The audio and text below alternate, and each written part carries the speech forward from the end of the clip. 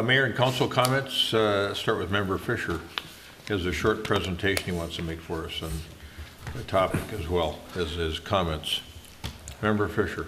All right, thank you, Mayor. So this is the third part in a three-part series. I promise it'll be the last in this series.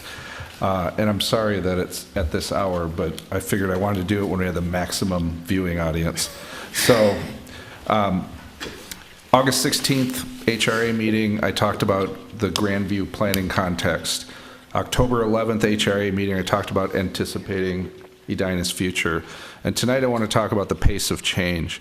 The question is, why am I doing this? And the answer is, there's a lot of talk out there, whether it's on social media, letters to the editor, whatever, and there's this dialogue about pace of change. And with, it's good. It's good for people to be concerned and to be talking about the pace of change in our community. But there's a lot of misinformation. And I feel like we have to, at some point, address and try to put the facts out there to the extent that we can. And some of the things that are being said are that schools can't handle more students, or that our streets can't handle more people, or that we're a bedroom community. That's the one that really caught my attention. And I just want to say right now that a community that has multiple corporate headquarters, has more jobs than residents, and that is the fourth highest tax base in the state of Minnesota, by definition, is not a bedroom community. So that's just all I'll say on that one. So I'm going to go through a presentation, and hopefully it'll go fairly quickly here, and it's about the pace of change. And I like this quote a lot. Change does bring opportunity. So what does that mean in our city? And I just have to make you suffer through my historic photos just because that's the theme. This one is easy to know where it is in 1966, looking down France Avenue to today. This one, give you a quick guess where that is.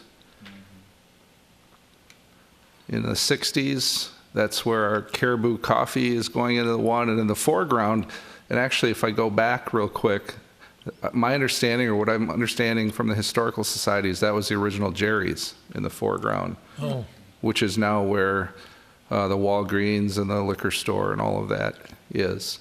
Interesting, this is one of those photos that, it really hasn't changed that much. It really hasn't. That wasn't the Gus Young bowling alley? Might have been at some point. Oh. This one you saw from a different angle at the HRA meeting.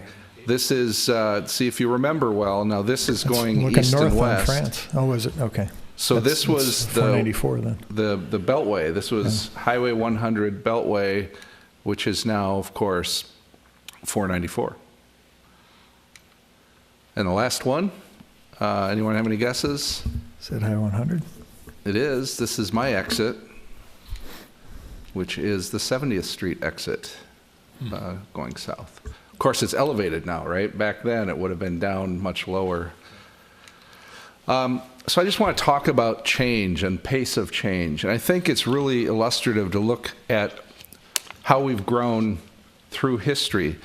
And so I've got the latest numbers that came from the Met Council for 2018 are 52,497 as an estimated population, until we get to the next census, which would mean that we would have grown about 9.5% this decade, which seems like a lot if you're looking at it from just right where we sit today. But when you look in history, it's actually one of the slower growth decades for Edina.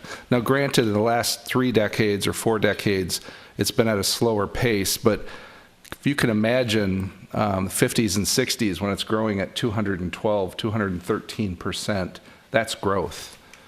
And in a graph form, that's kind of what it looked like, which makes sense, right? We just had this huge buildup in the 50s and 60s, and then we started tapering off, and now we have this little bit of an uptick again. This whole idea of our school district can't handle these students. The first thing I want to say is we actually have 4 school districts in our city boundaries, and I just want people to see and understand that. We're not just talking about the Edina School District. What gets really interesting now is when you look at, so I approached the school district and I said, can you tell me, so today we have just shy of 8,500 students. Almost 15% of those are open enrollment, so outside of Edina. So my assumption is that at some point in history would have had more students than that during those growth times. And I actually dug through the archives. It took me a little while, but the school district folks were so helpful, and they pulled up all this information out of their basement. I went through all the old board meeting minutes, and I was right. It was 1969-70 school year. I actually show it on the next graph. So the city population is in blue, the school district population is in the gold color, and in 1969-70 we had 11,175 students in our school district, and interestingly with pretty much the same buildings we have now. We got 2 high schools in 72 or 73. So. Yep. So when you talk about change and you talk about an organization that is built to handle change, it's a school district. Right? They do it so well. And just as an example, in an 18-year period, we opened a new high school, we closed a high school, we closed an elementary school, and we reopened that elementary school. That's adapting to population change. And I am so confident that this school district can continue to adapt as we change through time. And I will say the open enrollment is really a relatively recent phenomenon, I'd say the last few decades. And if you can see in that green line, that's about where we would be if we didn't have open enrollment right now. So it's actually helped kind of build up the student population, which is really important. We were just talking about TIF. The real key income for a school district is based on student count. It's through the state. So it's important to have students in those seats. And I'm just going to, staff did a great job recently summarizing all of the housing, because there's this idea that we're just building a bazillion housing units and it's going to result in so many students we're not going to know what to do.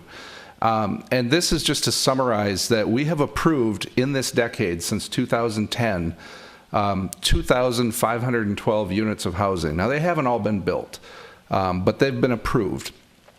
You can see 1,900 are under construction or have been built, about 612 haven't, and about 124 are affordable, which is a goal we're all working on. But when you sort them by school district, so Edina, Richfield, and Hopkins School District, and then I separated out the senior-only housing, you can see that in the Edina School District, and then you take the demographers, the experts that look at, and thank you, Scott, for actually keeping your notes.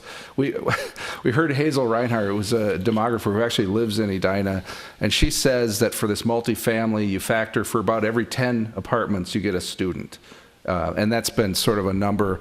We would have 70 out of all of the development, the multifamily development we've done in this decade, we would have produced, we would have created about 75 students for the school district. Now, what I've asked the school district, and I just haven't gotten the information back yet, but I want to prove this out. We have buildings that are there. I'm hoping we can use those addresses and find out actually how many students are in those buildings, because this is really important. These are, and I don't want to downplay the concerns people have. This is the kind of conversation we need to have, and we should go out and figure out as we plan what the impacts are going to be. But what I can say for sure is that where we're getting all the new students is not from the apartment buildings, it's from the generational cycles, the shifting in our own neighborhoods. My street alone has almost doubled in population, just as the older folks have either passed away or moved away. I mean, Lori and I were the young, we came in with these kids, we were the young family on the street, and now I'm looking around going, oh no, I'm the guy that's supposed to have the nice lawn now. And that's gonna be a disappointment for my young neighbors, by the way. So the question I would leave us with, is Edina perfect today?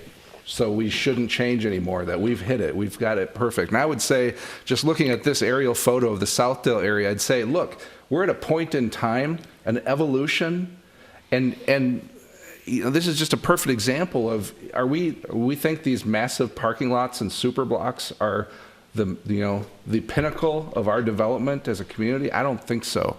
I think we can continue to improve our community. And we talk so much about most of our community being these single-family neighborhoods with a unique character that we want to maintain. And this is this aerial photo. It's pretty much all those green areas or those single-family neighborhoods. And you can see, and we've talked, we don't want to mess with those. Those are awesome. But we have these areas that we've talked about for more than a decade now, about areas of potential change where we're focusing. And if you think about almost every conversation we have as a city council or as a planning commission are focused in those targeted areas. And that's where we'll continue to have these conversations. So that's it. All right. Terrific. Yeah, thank you for more good work.